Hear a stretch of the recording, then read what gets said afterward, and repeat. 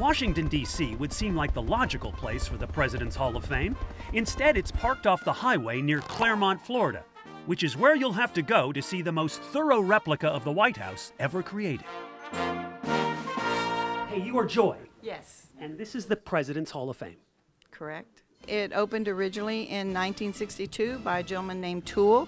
It was opened as a home for the presidents. See, now most Hall of Fames, they're selective, and in sports, only a few people make it in.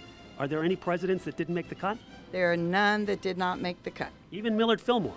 Even Millard Fillmore. This is a rather extensive diorama This is here. the building of the White House. And this is pretty much what it looked like when they were building the White House.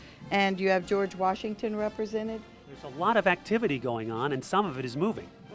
Behind us, we've got some wax figures of presidents, but I noticed the First Ladies only get mannequins. All our First Lady gowns are going to be shown on mannequins. Okay. Well, you know, technically they're not presidents. It's not their Hall of Fame. On the 4th of July, we have a special where the guests can come in and they can sit with Thomas Jefferson. Do we sit on his lap, or does he move? Which way would you like to do it? Looks like it's raining presidents back here. I bet that's Grant right there. Oh, wait a minute. That is Grant. He looks like he's moving. Oh. How are you, sir?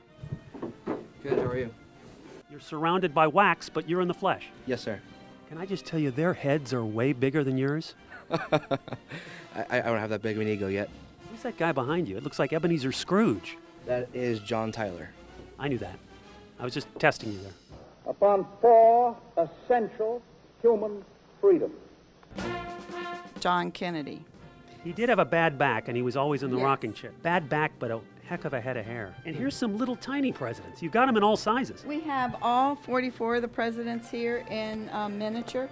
Now, Joy, I'm going to throw a flag, because there's Ben Franklin. Not only is he cut off at the torso, but he's not even a president. There's a lot of history that goes along with Benjamin Franklin, and he was very close to a lot of the presidents Who invited Mark Twain to this party?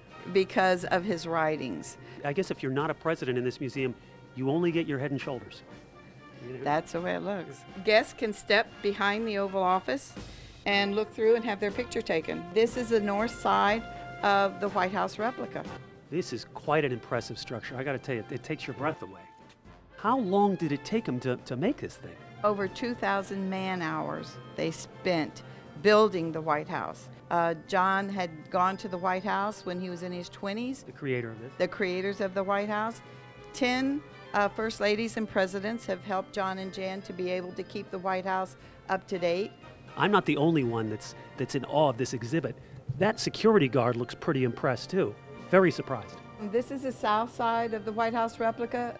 You have the press room where a president can meet with the press. And then you have the president's cabinet room where he meets with his cabinet. And then you have your state dining room. What is the scale of this thing?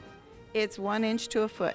Each president can put his own stamp on the Oval Office. You also have the theater where the president and his family can bring up whatever movie they would like to watch. We have our little pond down here with our bubbling water. The place is lousy with security. Then you have the Rose Garden. Isn't that Obama back there, maybe? You think that's him? It may be. Actually, Obama's behind you. Obama out.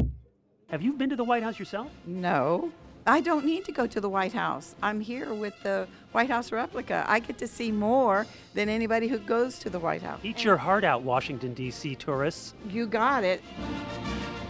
Joy, if somebody wants to pay a visit to the President's Hall of Fame, where should they go?